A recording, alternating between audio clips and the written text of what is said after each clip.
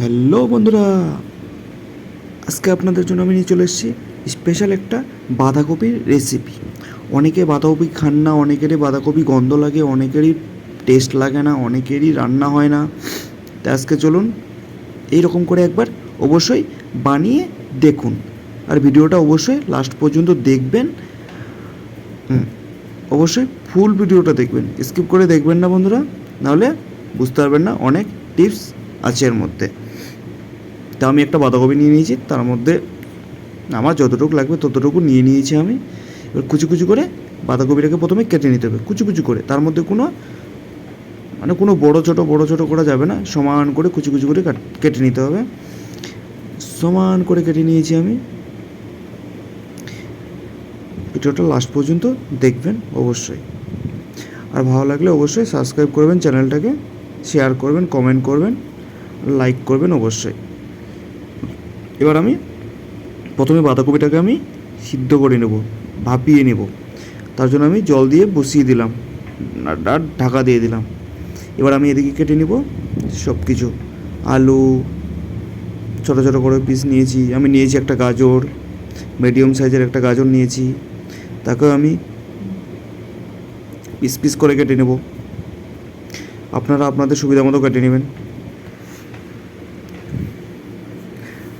আলুর সাইজেই কেটে নিয়েছি, আলুর থেকে একটু ছোটো, আপনারাও আলুর মতো করেই কেটে নেওয়ার চেষ্টা করবেন।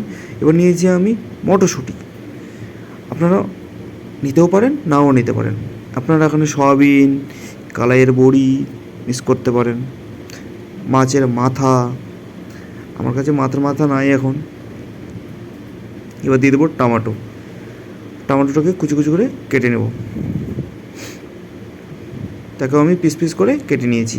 এবার নেব একটা পেঁয়াজ, আমি একটা নেব না, একটা বড় পেঁয়াজের অর্ধেকটা নেব, বেশি পেঁয়াজের প্রয়োজন নেই। বাস এবার আমি এখানে দিয়ে দিয়েছি তেল গরম করে, মশলা কিছু দিয়ে দিয়েছি, যেমন জিরা, কালো জিরা, গরম মশলা, এলাচ, শুকনো লঙ্কা দিয়ে আলুটাকে দিয়ে আমি সুন্দর করে লবণ হলুদ দিয়ে ভেজে নিচ্ছি। ভিডিওটা আমার করা হয়নি, তার জন্য দুঃখিত। এবার দিয়ে দিলাম গাজরটাকেও আমি আলুর সাথে সুন্দর করে ভেজে নেব। ভেজে নিয়ে এবার পেঁয়াজ দিয়ে দেবো, ওর মধ্যেই পেঁয়াজ দিয়ে দিবেন, পেঁয়াজটাকে ওর মধ্যেই ভাজা হয়ে যাবে।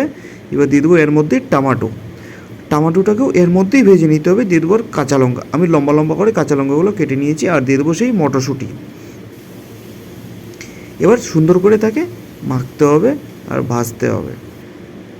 বাস আমি একটু দিয়ে দিলাম কাঁচা লঙ্কার গুঁড়ো কালারের জন্য। এবার সুন্দর করে ভেজে নিতে হবে সবগুলোকে।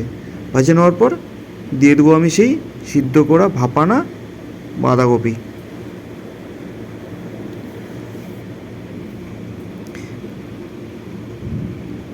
তাকে পুরোটা আমি আস্তে আস্তে করে দিয়ে দিয়েছি সুন্দর করে। এবার তাকে সুন্দর করে মাখতে হবে। দিয়ে দেবো লবণ, স্বাদ মতো লবণ, পরিমাণ মতো হলুদ দিয়ে তাকে এবার আমি সুন্দর করে মাখবো, নাড়তেই থাকতে হবে বন্ধুরা, নাহলে নিচে লেগে যাবে, লেগে গেলে পোড়া পোড়া করবে, গন্ধ লাগবে। এবার একটুখানি জল দিয়ে আমি সুন্দর করে তাকে আমি কষিয়ে ভাপিয়ে একবারে রান্নার প্রয়োজন মতো করে নেব। তাকে আমি এবার সুন্দর মতো মাখতে হবে, নাড়তে হবে, যাতে নিচে আটকে না যায়।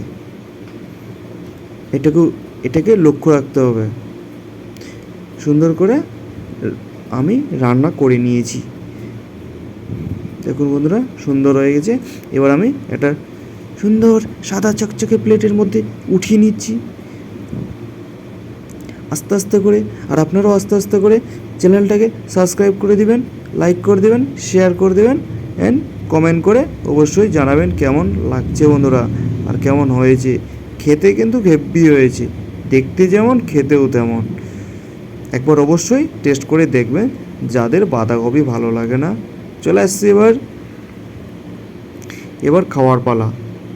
দেখুন বন্ধুরা কি সুন্দর, বাহ কি সুন্দর, মুখে ঢুকে নিলাম, কি সুন্দর ফিল চলে আসতেছে। দেখো কি সুন্দর, দেখুন সুন্দর হয়েছে। একবার অবশ্যই হলেও সেরকম করে বানিয়ে খাবেন, আর চ্যানেলটাকে সাবস্ক্রাইব করবেন বন্ধুরা অবশ্যই। এরকম ভিডিও, নতুন নতুন ভিডিও দেখার জন্য আর ফুল ভিডিও দেখার জন্য ধন্যবাদ।